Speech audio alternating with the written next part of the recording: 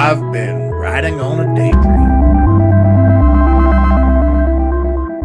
Hey YouTube, thanks for checking out RV Daydream. And it's been a couple days, but we've just been doing normal stuff. First of all, let's give you a weather update. It's gorgeous. It is 84 right now. It's 11 a.m. and dew points are about, I don't know, 59 I think, but they're going to be up to 70 later, and we're going to be at 88. So it's definitely turning out to be a very nice day. I'm going to keep my head in the garage here because, as you can see by the flag out there, the wind's blowing and I don't have the microphone that buffers on this camera. I wanted to keep it simple. My lift table cleaned up to some extent. Did some pruning the other day. There's that anchor kit for the RV, and I can't do a review on that because the RV's not here. I haven't heard from the RV dealer, but I kind of expected that. It's not a rush for him. It's not really a rush for me. I told him that I don't really have anything planned, but I would like some sort of an update if it's going to be longer than 2 weeks. So we're into the second week now, and again, it's only Tuesday, so we'll have to see what he comes up with later. The truck, I'm really happy with the tires on it. You can see how they fill the wheel well more than the old ones did, if you can remember what those look like. And these are so much more quieter and such a much better ride. But I do have a problem with the truck darting around. Now, I got a front end alignment, and they said my toe adjustment was a little bit off kilter. So they fixed that. However, the trucks still don't feel real substantial underneath. And let me go into a little bit more explanation of what I'm experiencing. Now, this is kind of a common issue with these older body style Fords, and for most people it's not a big deal, and for me it's not really too much of a big deal either, except I'm very particular when it comes to my vehicles, and I want the truck to feel really stable. And being that this truck is so heavy and so long and has a relatively wide stance going down the road, it should take a considerable amount of wind or a considerable amount of road change, whether it be a groove in the road or a pothole in the road, for the vehicle to actually require a lot of adjustment at the steering. That's not the case with this one. I noticed that if I get into a groove on a road or where the semis have traveled, there's always a little bit of a low spot on the road. If you guys have never really noticed that, the truck's kind of pressed down the asphalt to where there's really a groove. Well, this truck, it acts like a vehicle that has bias ply tires. You guys that are younger are probably not familiar with bias ply tires on cars, but I've had some cars that were built in the 70s whenever I was first driving, and they had bias ply polyglass tires on them from the factory.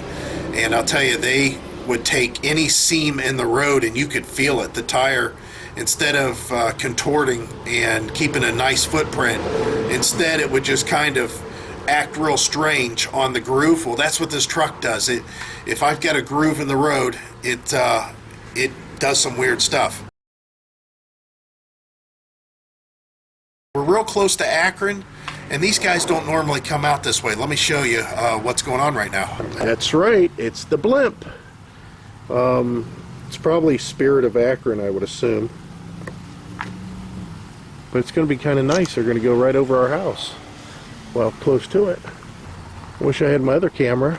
I could zoom in on these guys.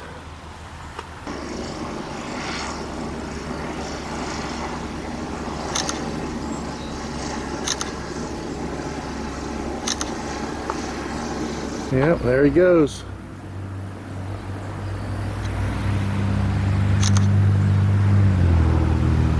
Wow, the wind's really blowing them around. Wow, that was kind of interesting. I haven't seen them in a long time. We used to live in Akron. I used to see them all the time, but not out here. They must be coming out for a celebration that's going on in Alliance. It's kind of like a citywide picnic carnival thing. So other than I have to put shocks on the truck, which I know I need, that's not going to really affect your alignment too much. Now, the previous owner of the truck had replaced the steering gearbox. These steering gearboxes you get from the auto parts stores, including Heidi's work, sometimes they're just not put together so well, and their tolerances aren't the greatest. So sometimes they have some slop that's still inside of them.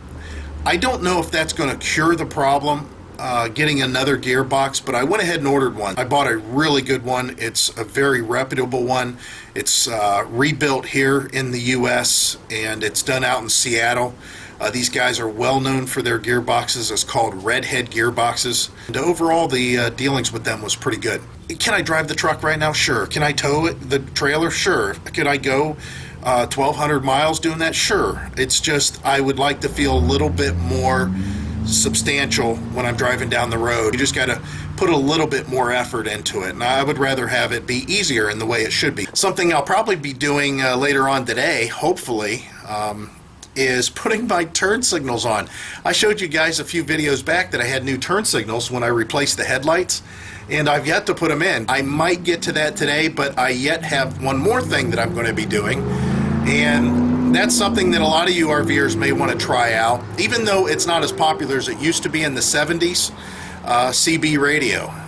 I had a CB radio when I first started driving in the 80s, and I had a CB radio in every vehicle that I owned up until the 90s. But over the years, with technology changing, a lot of the truck drivers aren't on CBs like they used to be. CB was a main means of communication out there for pretty much everything. But now, you know, with the smartphones and everything, that's really gone to the wayside. However, there's still people out there that monitor CBs, and there's a lot of drivers that still use them. And when we go on our trip, I want to make sure that if I have something going on, if I'm dragging something on my trailer, anything like that, it gives the opportunity for the truck drivers to push a button and let me know. My old truck, I had a side mount antenna, which I'll put a link up here for the video for that. And you can see how I had the antenna mounted on the truck, and I talked about it and how I did it. I'm not going to drill this truck. The cab's a little bit too nice for me to be doing that.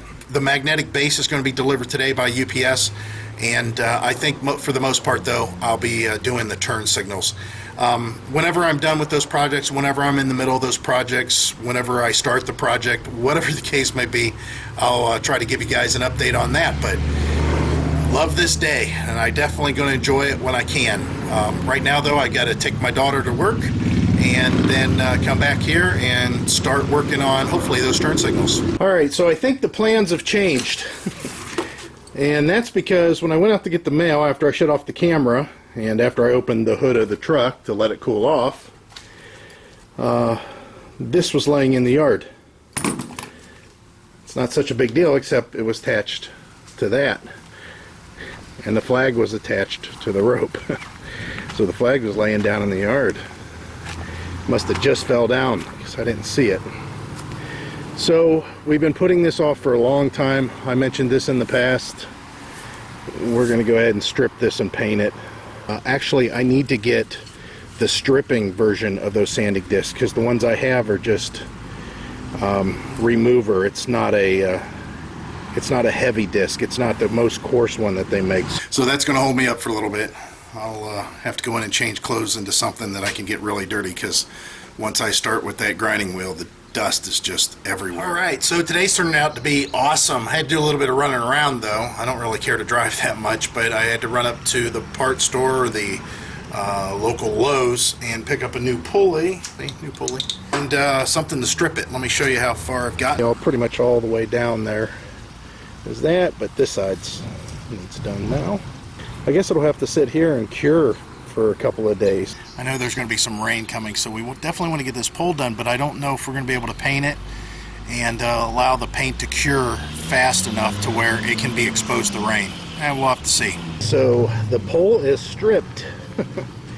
Took a little while. Took longer than I thought, because I had a 60 grit flap wheel, and after I did the half of the pole that I showed, that 60 grit slowly started getting wore down, and the second half took twice as long. Well, UPS came, and man, is this thing overkill. Oh my god, these magnets are so strong, and there's 3 of them, and my antenna only stands, so I don't know, about that high, I guess. So, but yeah, that thing is big. Man. Oh well. I don't have to worry about it falling off. I'm glad I got that magnet for the truck. It's going to be interesting. Like I said, it is so overkill. I thought the magnets would be smaller, tell you the truth. I didn't read the dimensions, and I just didn't want it to slide around. So, I mean, I could put an antenna that's really tall on that thing. Nah. Hey YouTube, it's the next day, and I got a bunch of stuff going on. First of all, we got the flagpole painted. It's not dry yet, but it's too humid. Oh, there's a paintbrush mark. A little bristle in there. But it's going to have to sit here for a couple days before it gets ready to be put back up. In the meantime, I've got some parts. My gearbox. These are red head gearboxes. If you guys have to change your steering gearbox on your truck, either get a Motorcraft gearbox or get a red head gearbox. These things are pretty darn awesome. They do quite a bit of work on them, and they are double checked for play. They are manufactured with, or remanufactured with, good bearings that have tight tolerances, that kind of a deal. So awesome. I got to do all that today, so the turn signals still aren't going to get done because of all this. Plus I got to do some film editing, and I should shoot a video for the installation of this for my other channel, but I don't know if I'm going to be able to. It's going to be kind of difficult. We'll see. Right now I got to run up to Heidi's work and pick up a Pitman arm puller.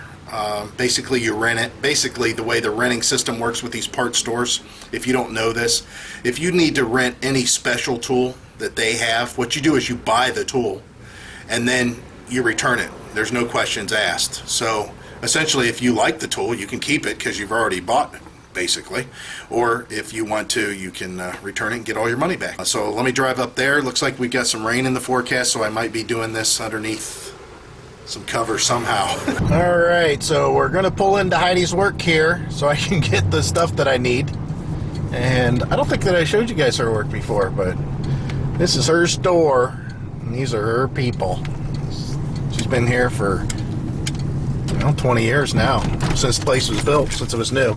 So we'll go in here and see if we can get what we need. Let's go see what she's doing.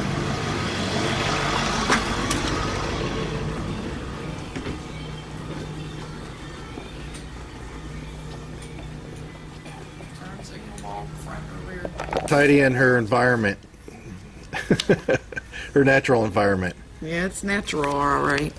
So we're up here to get this gear puller so I can get this box off my truck and get it back. So yeah, this is what her store looks like. You guys don't ever see it in here. Looks like every other box part store that's out there. It's got to be just the regular 2 to 3 jaw reversible gear puller. Okay, I'll take a look at it and tell you. I don't know. Okay guys, so got my parts and we're heading back to the house, so we'll pick it up there. And man, I got a lot of work that I need to do. Alright, so back at the house, and I gotta let the truck cool off. We got the Pitman arm puller and let the work begin. Man, I love these kind of days. Sully, dude, I know what you're gonna say. You're a freak. Yeah, you're right.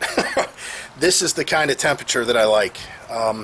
Sure, I'm sweating. Sure, do I need to sweat? No, I mean, I could wait in the evening and it wouldn't be quite this bad, but I'd like to get this done, and as long as it's not raining, who cares what the temperature is? Look at that. Nice blue skies with fluffy clouds. Yeah, it's about 88, and the dew point's got to be close to 70 now. But I wanted to show you a void in the truck. Look at that big hole. Yeah, here's the old gearbox. Even though the gearbox isn't that old, it's got some slop into it. So I went ahead and, again, got this red head unit. I'm going to give them a call and make sure that they have this on the straight forward position, which I'm sure that they do. And again, if you guys want to see this installation video on how this is done, if you need to do this on your motorhome, you guys with motorhomes that have a front end that kind of looks like this, this is going to be the same. Even if you have old Ford motorhomes from the late 80s, could be this is the same. These gearboxes are on quite a few different units. I don't know about big motorhomes, the Ford chassis that are, you know, the F series, like the F53 or whatever that is. The big chassis Fords, I don't know if the gearbox is going to be the same on that. But It's definitely on the 150, 250, 350 F series and E series vans, and of course most of those vans are built on this type of a platform. So this is going to be the same way to remove and install a gearbox. So I'll put a link or a card up above here. You can click that and it'll take you to that other video, and you can see how this whole process went step by step. But in the meantime, I'm going to finish this up, and I'll join you guys a little bit later. The steering gearbox is on. Let me show you. Here you go. It's a redhead. That's why they call them redheads. But the gearbox is in, everything's tight. All I got to do at this point is fire it up and work the air out of the system, and this will be taken care of. Alright, so I'm going to close out today, but this is going to complete today. Let's see what happens tomorrow.